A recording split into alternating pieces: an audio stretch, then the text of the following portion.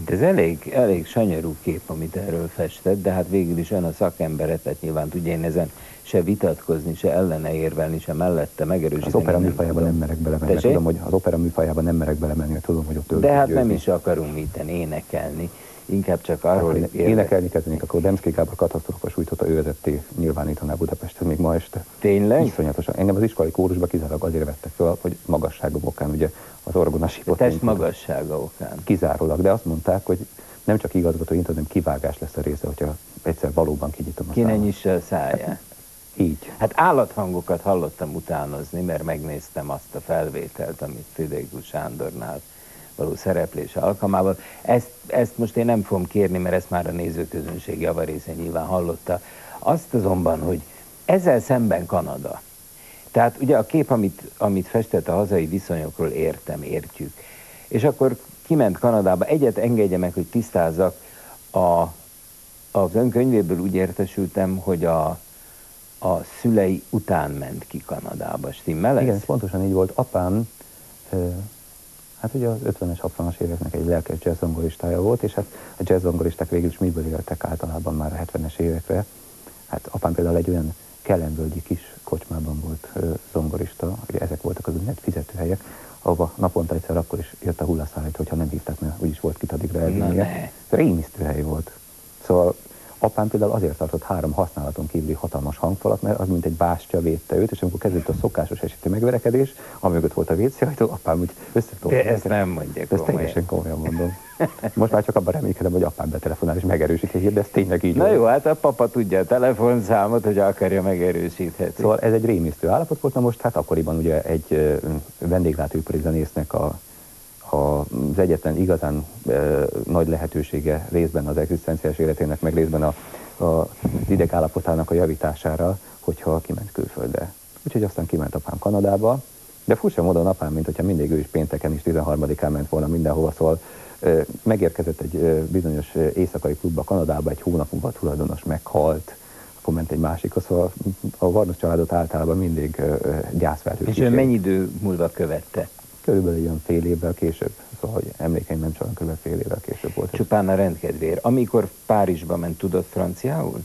Nem, én világéletemben angolul szerettem kommunikálni, szóval tulajdonképpen valószínűleg a dolog azon múlott, vagy azon állt, hogy ezt persze most nyilvánvalóan ön egykori angol szakos nyilván nagy sértésnek veszi, de valahogy az angolt az sokkal praktikusabb nyelvnek tartom legalábbis. A francia az túlságosan szép ahhoz, meg főleg azért a franciák... Mi a sértés? Tessék? Mi volt ebben a sértés? Hát nem, hát ez szóval azért Shakespeare nyelven nyilvánvalóan ma már számomra nem abban a megítélésbe tartozik, amit mondjuk régenben gondoltam, mert régebben mit láttam az, hogy Japán meg ő. Borzasztó könnyű elsajátítani az angolt egy bizonyos fokig, úgyhogy most tökéletesen értem. A második szempont pedig az volt, hogy ön is ismeri a franciáknak a leleményes fölényességét, úgyhogy nyilvánvalólag minden adott pillanatban, amikor az ember egy kérdés elejéig ki volt szolgáltatva egy franciának, ha a francia elhangzott kérdésre egy fölényes választ kapok, azt csak egy módon tudom letörni, ha angolul kérdezem, mert akkor annyira lefoglalja azt az igen kihasználatlan francia nyelvi agykapacitást a kérdésnek lefordítása, hogy kénytelen volt egy kicsit kedvesebb lenni utána. Tehát magyarul az az energia, amit a válasz megfogalmazására. Kérdeztetem volna törökül is, igen, szóval kb. Annyira tudtak angolul akkoriban, mint törökül. És ez a kanadai rész, ez a francia-kanadai volt, tehát Montreal, és Quebec, vagy pedig az angol? Volt is, szóval én Torontóba érkeztem meg. Hát Torontó akkoriban tényleg rettenetes, egy furcsa hely volt. Én még arra emlékszem, és hát már ebből látom, hogy bizonyos mértékig, hogyha szabad így mondom, Kanada számomra egy ilyen kis belső történelemmé lett, hogy én még láttam azt, amikor vasárnaponként a Church Street-en lefüggönyözték a kirakatokat, ugye, mert ugye a polgárok, amikor mennek haza a templomból, ne nézegessék ott az amúgy bűnre csábító világi hívőságokat, úgyhogy kocsma, bolt, mozi nem volt nyitva vasárnap. Hétfőn aztán mindenki nyitva. Ez rémes volt. Hogy álltak ezek az orgonával, meg az orgonázással egyáltalán, vagy orgonálással? Csodálatos orgonáik voltak meglepő módon, egészen elképesztően szép, hatalmas hangszereik. Hát az orgonálások az... És az érdeklődés az orgonista iránt? Hát arra a legjellemzőbb az volt, hogy mielőtt én megérkeztem, apám megkeresett egy torontói impresszáriót, és mondta, hogy hát az ő fia is orgonista, itt van egy felvétele, és megkérdezte, hogy szoktak-e Torontóba orgona koncertek lenni, mire az impresszárió lelkesen mondta, persze, 4 éve is volt egy. Erre érkeztem meg Torontóba, hát az első koncerten, ha jól emlékszem, 35-40-en ültek. De engem ez egy abszolút nem zavart, mert elégre az orgona csodálatos volt, és én akkoriban még olyan szinten szerelmes voltam a hangszerbe, hogy furcsa módon a közönséget észre se vettem mögötte. Szóval az csupán egy ilyen szükséges rossz volt, akik hát mondjuk bizonyos mértékig eltartják a művészt, de én nekem ez az orgonával való szerelmeskedésem volt. Hogyha Megakadhatok azon a megfogalmazáson, akkoriban még oly mértékben szerelmes voltam a hangszerben. Mit jelent ez a mához viszonyítva? Mához viszonyítva pontosan a legelső kérdésnek a tovább fejlődése, vagy a válasznak, hogy akkor még tanultam egy nyelvet, ma azt hiszem már tudom azt a nyelvet. Tehát akkoriban én még a nyelv szépségeivel hogyha szabad így mondanom, nyelvi laboratóriumban voltam elfoglalva, de nem igazán tudom, hogy az akkori mondjuk színpadra lépéseim, amikor szavaltam volna, megütötték-e volna azt a mértéket, amit később megütöttek. Ma, hogy én azt hiszem, hogy legalábbis most már előadási szinten tudom ezt a nyelvet, bármikor kiállok a közönség elé, és bármikor megmutatom azt. Szóval manapság már az orgona átalakult, hogy szabad így mondanám, egyfajta médiummá. Részben a szerző, részben a saját gondolataim és a közönség befogadó készsége között. Tehát magyarul a hangszer a kifejezésének az eszközévé vált. Hát igen, azt hiszem, hogy... Sötétbe borultunk, de folytassuk, csak tessék mondani, majd meggyullad. Péntek 13-án miért látható, ez tehát péntek 13-ig. Legalább én nem látom a szemvegének azt a gonosz villogását. Na tessék. No, le is vehetem, de akkor én önt nem látom.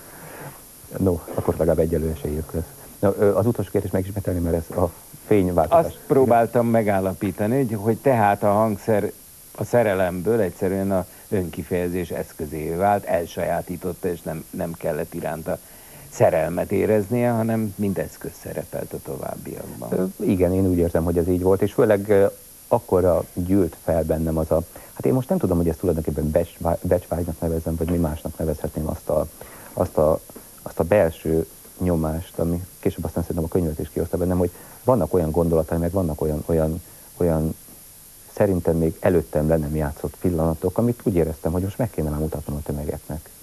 Szóval számomra nagyon fontos volt az, hogy ha már tényleg úgy érzem, hogy bizonyos újfajta orgonatechnikát kialakítottam, bizonyos új zenei gondolatokkal talán sikerült gazdagítanom a világot. Persze aztán utóbb nagyon sok ilyen gondolatok kiderült, hogy persze hát mindent, ezt is kitalálták már előttem, de nekem új volt, és örültem, hogy a közönség elé állhatok.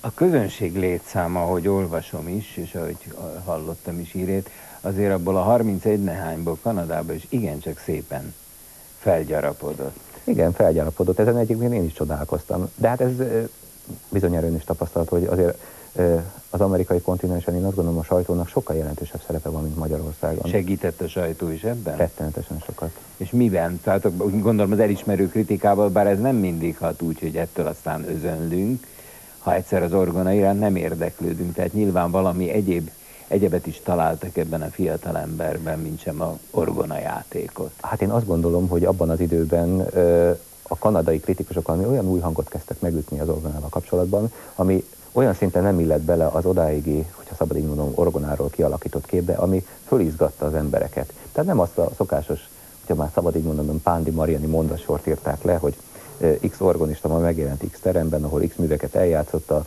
amiknek az opuszáma megint csak le volt írva, és szép volt a hangverseny, és különösen a művész ruhája. Szóval olyan szinten egyfajta ilyen belső idegborzolást csináltak, mert tényleg én úgy vettem észre, hogy akkoriban sikerült kialakítanom az orgona technikájának egy pár olyan módozatát, ami odáig nem volt. Mondhatok élő példát, hát például nekünk mindig azt tanították, és ez egy ilyen általános jelenség volt, hogy az orgonán csupán úgy szabad játszani folyamatosan legalább, tehát szinte a hangokat egybekötve.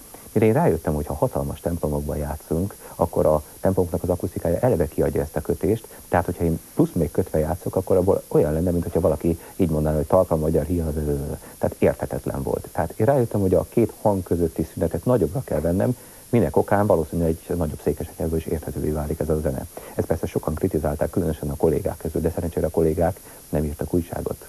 És főleg a kollégákra figyeltek. Az újság viszont ezt fölismerte? Azok nagyon korán, igen. És szerencsére még azt úgy hozzáteszem, hogy a kollégákra fütyült a közönség.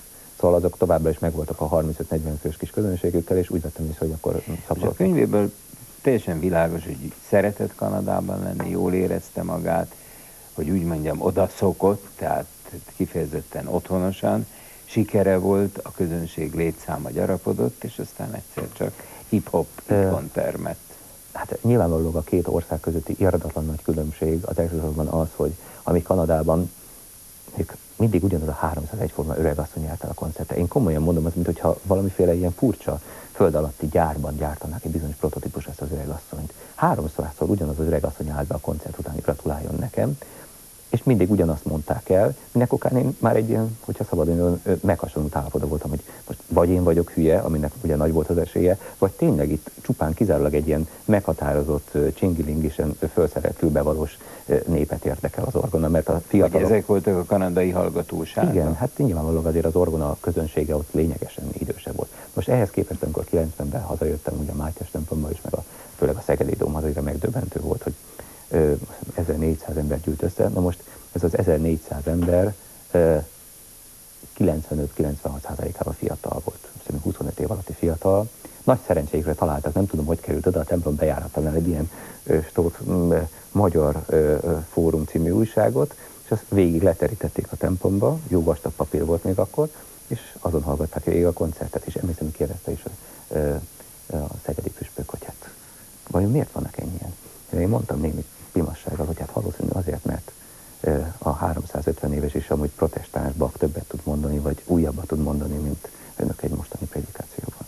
És de a valóságban mire vélted, hogy egyszer csak ilyen tömeg jelent meg Én a mai napig nem tudom ezt földolgozni magamban. A klubokat, a szurkolókat, a feneket, tehát ezeket a fiatalokat, akik valószínűleg telefonálnak is, még nem tudom, hogy nincs olyan telefon, aki vállalja a saját hangján a kérdést.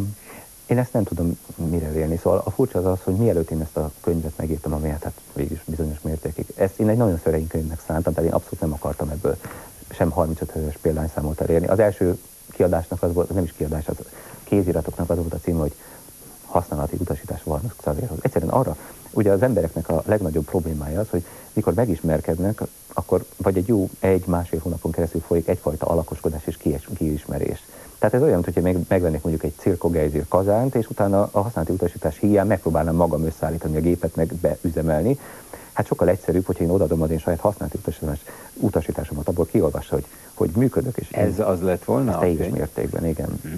Akkor hadd kérdezzek valamit közvetlenül, most már én is látok, hogy újra ég a villany. Azt írja itt, és itt a sikerek közepette, amikről nem ír szerénytelen, tehát nem halmozza, sőt, ugyanilyen fanyar stílusban. Azonban azt írja, hogy hamarosan a pártok is elkezdtek udvarolni nekem, ekkor azonban már megtanultam kimondani a nemet, mert ha a politika világa mindig vonzott is, az akkori Magyarországot éretlen, döntésképtelen politikai kiskorú nemzetnek ítélte meg. Ebből ott főleg az érdekelne, hogy milyen szándékkal udvaroltak a pártok, szóval mit akartak öntől? Hát végül is azt akartak, nekik orgonáljon? Nem, hát ezek meg akartak engem tenni képviselőnek, ami rémúris helyzet lett volna. Mert hát, szóval, hogy is mondjam, én azt az úgynevezett mai napig még érvényben lévő magyarországi középpolgári viselkedésformát ugyan soha nem akartam felrúgni, de mindenképpen ki akartam tágítani, mert nyilván egy mai középpolgár másként gondolkodik, mint gondolkodott Márai, vagy még korábban gondolkodott Krúdi, vagy Kosztolányi. Tehát én nem igazán gondoltam, hogy részben én szalonképes lennék bármelyik pártba.